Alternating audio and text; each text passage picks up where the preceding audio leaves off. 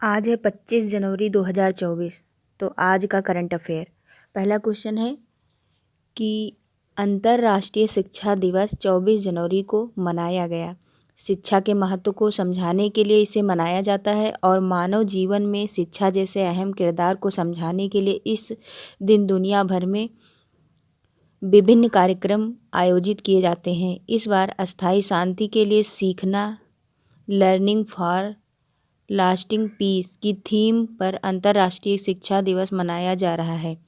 3 दिसंबर 2018 को संयुक्त राष्ट्र महासभा UNGA द्वारा पारित एक प्रस्ताव द्वारा 2024 जनवरी को अंतर्राष्ट्रीय शिक्षा दिवस के रूप में घोषित किया गया। इसके बाद 24 जनवरी 2019 को पहला अंतर्राष्ट्रीय शिक्षा दिवस मनाया गया और फिर हर साल इसे अंतर्राष्ट्रीय तौर पर मनाया जाने लगा। दूसरा क्वेश्चन है कि चीन देश की जनसंख्या में लगातार दूसरे वर्ष कमी आई है। 2023 में लगातार दूसरे वर्ष चीन की जनसंख्या में गिरावट आई। 2.75 मिलियन घटकर 1.409 बिलियन हो गई। चीन ने एक नया उपग्रह आइंस्टीन प्रोब लॉन्च किया है। चीन ने डोंग जून को अपना नया रक्षा मंत्री नियुक्त किया है। चीन ने मिस्र के साथ मिलकर मिस्र सैट 2 सैटेलाइट लॉन्च किया। चीन ने दुनिया का पहला चौथी पीढ़ी का परमाणु रिएक्टर शुरू किया। चीन ने दुनिया का सबसे तेज इंटरनेट लॉन्च किया। अगला क्वेश्चन है कि हाल ही में केंद्र सरकार ने बहुभाषी शिक्षा के लिए अनुवादिनी ऐप लॉन्च किया है। शिक्षा में बहुभाषावाद को बढ़ावा देने के लिए केंद्र सरकार ने एक आर्टिफिशियल इंटेलिजेंस आधारित प्लेटफॉर्म अनुवादिनी ऐप लॉन्च किया है। इस पहल के तहत विद्यालय और उच्च शिक्षा के अंतर्गत सभी पाठ्यक्रमों के लिए अध्ययन सामग्री संविधान की 8वीं अनुसूची में सम्मिलित भारतीय भाषाओं में डिजिटल रूप से उपलब्ध कराई जाएगी।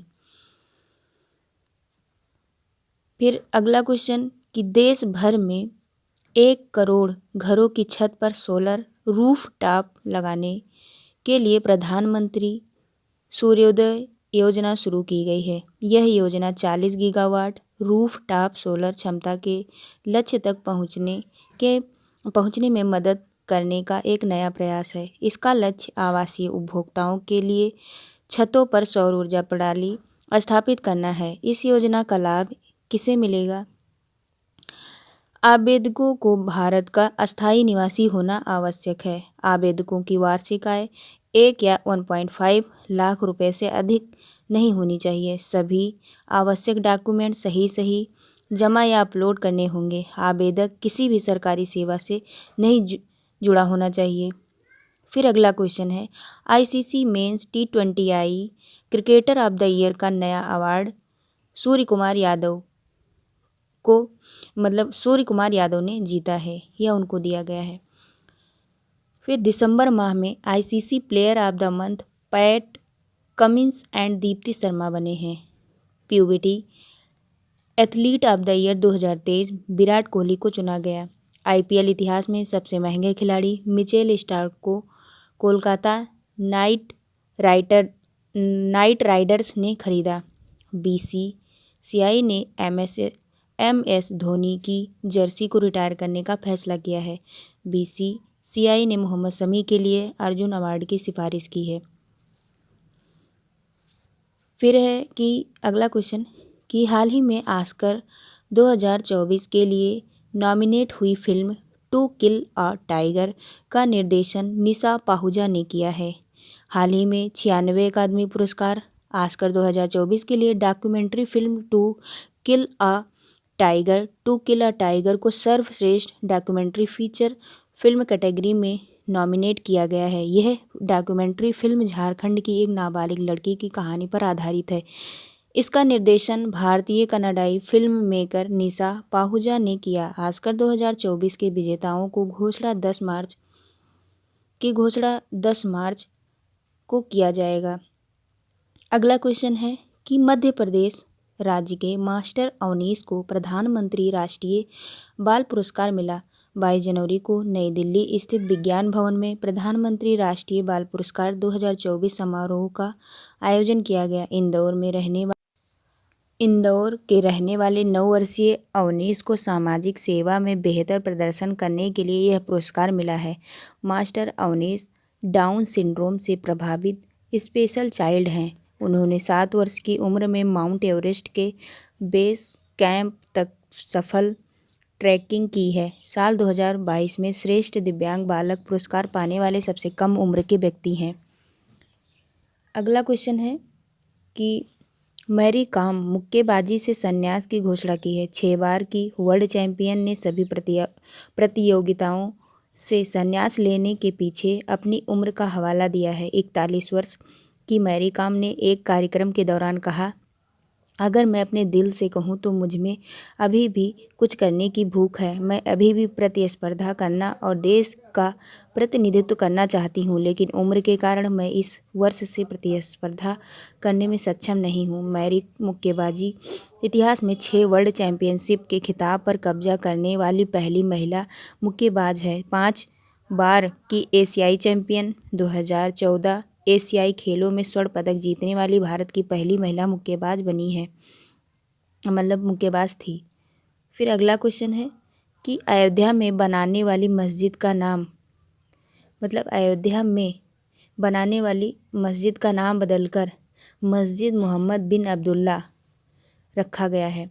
मस्जिद निर्माण की जिम्मेदारी Indo Islamic cultural foundation IICF को मिली है। मस्जिद का निर्माण अपनी पुरानी जगह से 25 किलोमीटर दूर होगा, जो कि धन्नीपुर गांव है। यह एक बहुआयामी सांस्कृतिक स्थल है। मस्जिद का निर्माण अब कुल 11 एकड़ ज़मीन पर किया जाएगा, जिसमें से 5 एकड़ भूमि को कोर्ट की ओर से दिया गया है और 6 एकड़ भूमि को सुन्नी वक्फ बोर्ड द्वारा जोड़ा गया है। इसके बाद कुल 11 एकड़ भूमि पर मस्जिद का निर्माण होगा। मस्जिद में 5 मीनारों का भी निर्माण किया जाएगा, जो कि इस्लाम धर्म के कलमा, नमाज, रोज़ा, ज़कात और हज को दर्शाएगी। फिर अगला क्वेश्चन है कि कनाडा देश की सरकार ने 22 जनवरी को अयोध्या राम दिवस घोषित किया है। भारत ने कनाडा के साथ ई-वीज़ा सेवाएं फिर से शुरू कर दी हैं। कनाडा ने इटली को 2-0 से हराकर विली जीन किंग कप का खिताब जीता।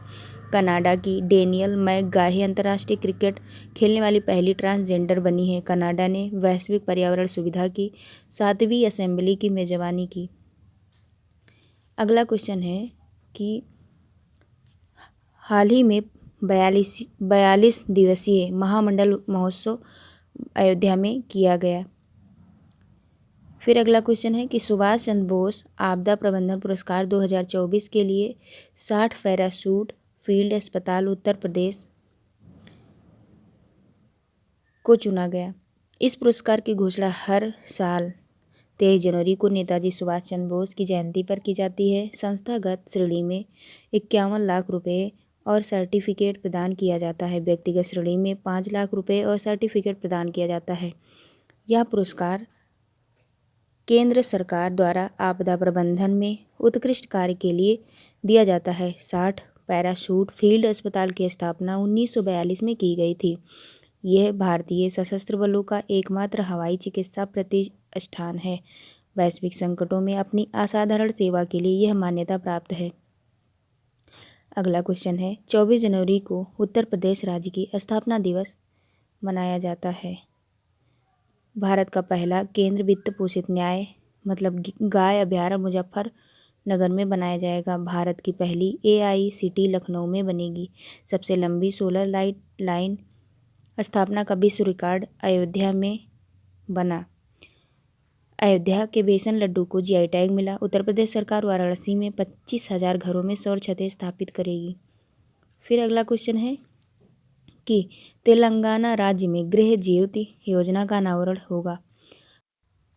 तेलंगाना सरकार द्वारा प्रजा पालन कार्यक्रम शुरू किया गया। तेलंगाना सरकार ने महिलाओं और ट्रांसजेंडर के लिए मुफ्त बस यात्रा शुरू की। तेलंगाना में सेंट्रल ट्राइबल यूनिवर्सिटी बनाने का विधेयक संसद ने पास कर दिया है। गद्दाम प्रसाद को तेलंगाना का नया विधानसभा अध्यक्ष चुना गया। तेलंगाना सरकार ने रवि गुप्ता को नया डीजीपी नियुक्त किया है। दुनिया के पहले 3D मुद्रित मंदिर का उद्घाटन तेलंगाना में किया गया। फिर अगला क्वेश्चन है कि भारत ने अफगानिस्तान को 40,000 लीटर की मैलाथियान की सहायता प्रदान की है। अंतर्राष्ट्रीय लैंगिक समानता पुरस्कार 2023 से अफगानिस्तान के एनजीओ को सम्मानित किया गया। अफगानिस्तान ने नई दिल्ली में अपना दूतावास बंद करने की घोषणा की। अजय जडेजा अफगानिस्तान की क्रिकेट टीम के मेंटर बने हैं। अफगानिस्तान की मुद्रा दुनिया में सबसे अच्छा प्रदर्शन करने वाली मुद्रा बनी है। जय हिंद, जय भारत।